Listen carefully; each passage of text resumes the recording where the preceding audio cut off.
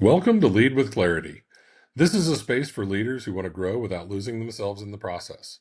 Each episode is a short reflection on leadership, influence, and the inner work that shapes how we show up for others. It's not hype, it's not noise, just clear thinking for the journey of leading well. Today's episode is entitled The Space Where Leaders Grow, Viktor Frankl on Response and Freedom. Here we go. There's a moment that every leader knows.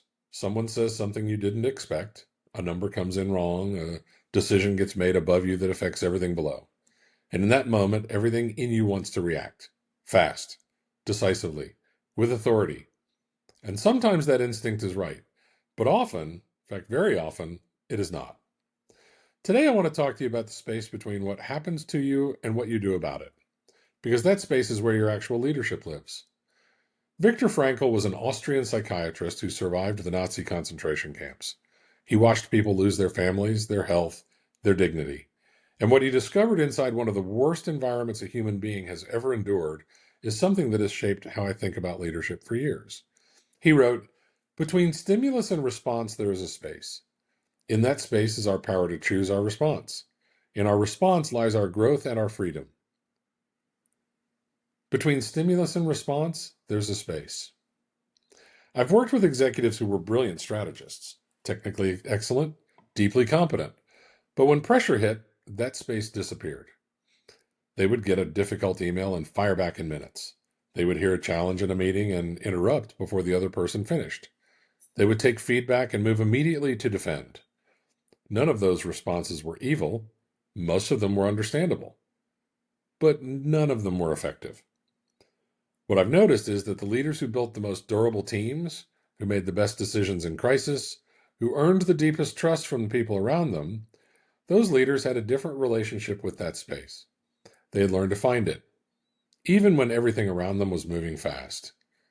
It's not a personality trait, it's a practiced discipline. Here's what most people get wrong about this idea.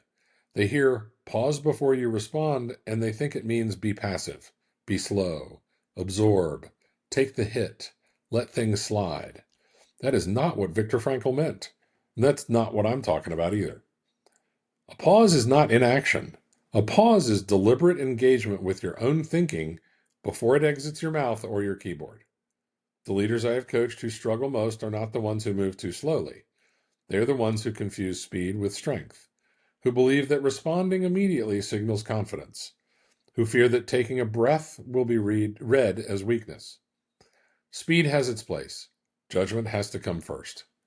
Think of it this way. The stimulus is always going to come.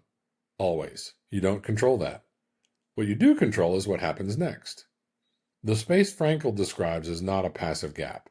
It's the arena where your values, your experience, and your clarity get to show up before your impulse does.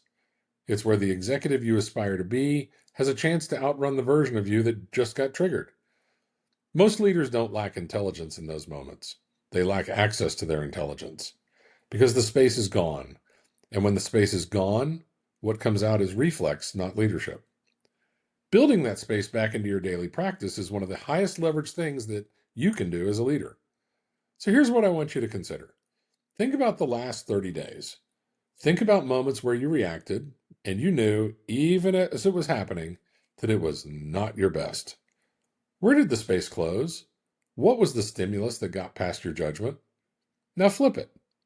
Think about a moment where you held the space, where you chose your response. What made that possible? What was different? The pattern in those two questions will tell you more about your leadership edge than any assessment ever can. Viktor Frankl did not write about freedom as an abstract ideal. He wrote about it as something you can claim in the gap between what the world does to you and how you decide to show up in response. That's leadership. Not the title, not the strategy deck, not the head count that you manage. The willingness to find the space when everything in you wants to collapse it. That's where growth lives. That's where freedom lives. And that's where the best version of your leadership lives too.